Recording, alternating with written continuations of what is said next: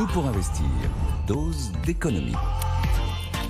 Et on vous resserre une petite dose de programme, puisque c'est bientôt fini. Hein. Oui. C'est bientôt fini. C'est bientôt fini, encore quelques jours. Bon, ce matin, on s'arrête avec vous, cher Nicolas. Bonjour. Bonjour. Sur le Rassemblement national qui a précisé son programme hier. Que retenez-vous en matière économique, cher Nicolas? Alors, c'est assez différent du nouveau Front populaire, parce qu'il y a énormément de dépenses et il y a énormément de baisses d'impôts. Donc on se retrouve devant un vrai sujet de manque de recettes, objectivement.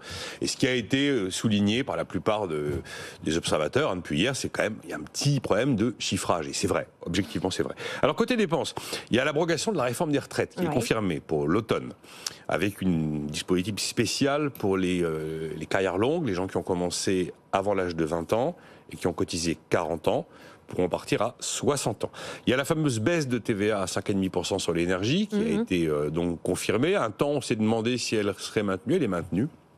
Quand même 12 milliards d'euros. Ça correspond d'ailleurs au chiffrage de l'Institut Montaigne.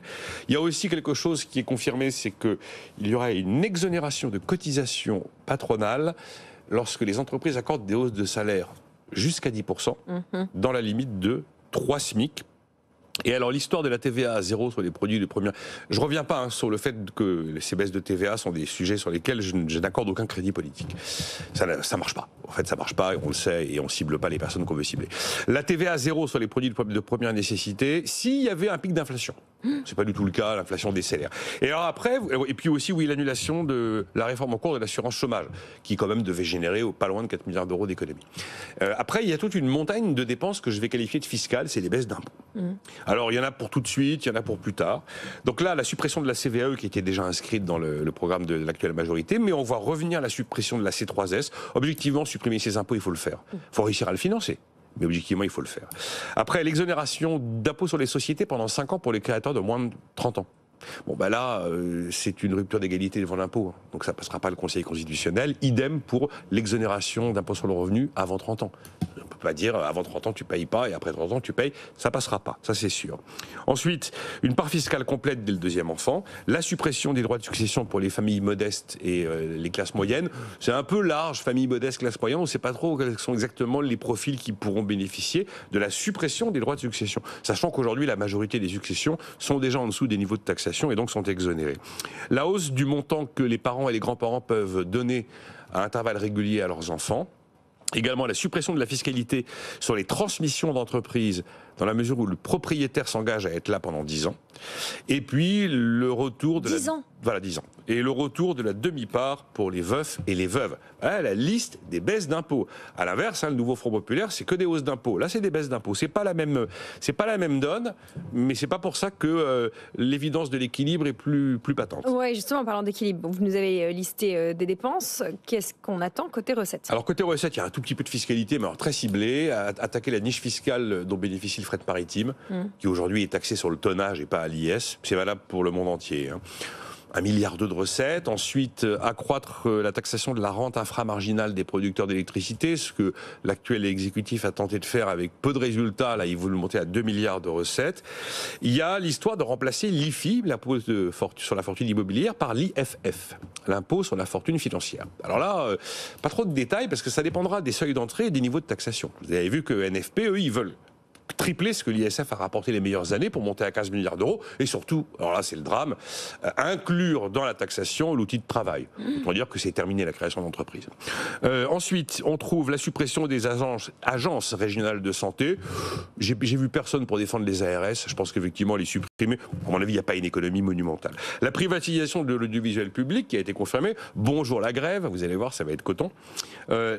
L'histoire de baisser les dépenses sociales liées à l'immigration. Moi, je pense qu'on en attend des fortunes et qu'elles ne seront pas au rendez-vous, de la même manière que la poule aux œufs d'or de la lutte contre la fraude fiscale et sociale. C'est pareil, chaque fois on nous met ça comme le Graal absolu. Non, les recettes que l'on peut espérer par rapport à ce qu'on arrive déjà à obtenir ne sont pas extraordinaires. On est bon dans ces domaines-là en France et on est arrivé à des montants qu'on a un petit peu du mal à dépasser.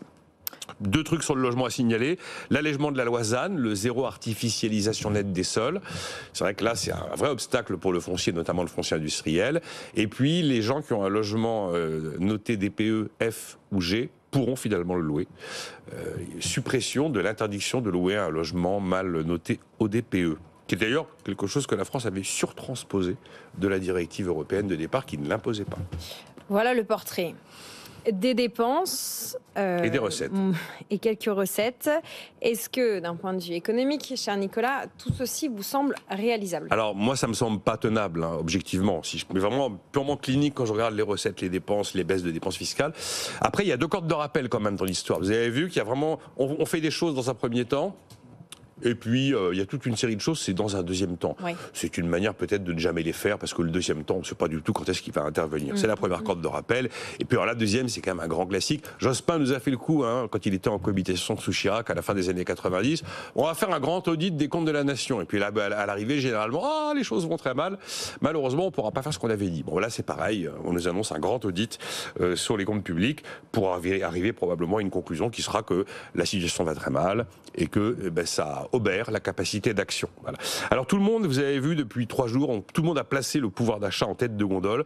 Moi j'ai bien aimé ce matin cette formule d'une tribune de chefs d'entreprise qui est publiée dans l'Opinion où ils écrivent « Le pouvoir d'achat n'est pas une donnée que l'on peut gérer comme l'eau du robinet ». Voilà, c'est un résultat, le pouvoir d'achat. Je trouve que c'est très vrai, c'est bien de le rappeler, parce que distribuer du pouvoir d'achat sans production, ou distribuer des baisses d'impôts sans baisse de dépenses, c'est l'assurance qu'il y a quelqu'un qui paie, c'est l'assurance de prendre de l'argent à quelqu'un pour le donner à quelqu'un d'autre. Voilà. La seule action vraiment politique que le pouvoir, que l'exécutif peut avoir en matière de pouvoir d'achat, c'est quel est le niveau de taxation j'impose au pouvoir d'achat. Voilà, plus ou moins. Et comment j'orchestre la redistribution et les transferts sociaux. Ça, ce sont des choix politiques. Après, le pouvoir d'achat, ce n'est pas une donnée qu'on peut gérer comme l'eau du robinet. Voilà, la parole aux créateurs d'emplois, aux patrons et aux patronnes d'entreprises. Merci beaucoup, Nicolas Dos, pour cette chronique, ce décryptage des programmes économiques, de tous bords d'ailleurs. Séquence à retrouver en podcast et en replay sur notre site et notre application. Si vous voulez participer à la discussion, elle est aussi retrouvable sur la page YouTube de BFM Business. Vous pouvez retrouver toutes les chroniques de Nicolas, qui décrypte les programmes de la droite, de la gauche, de l'extrême droite, de l'extrême gauche.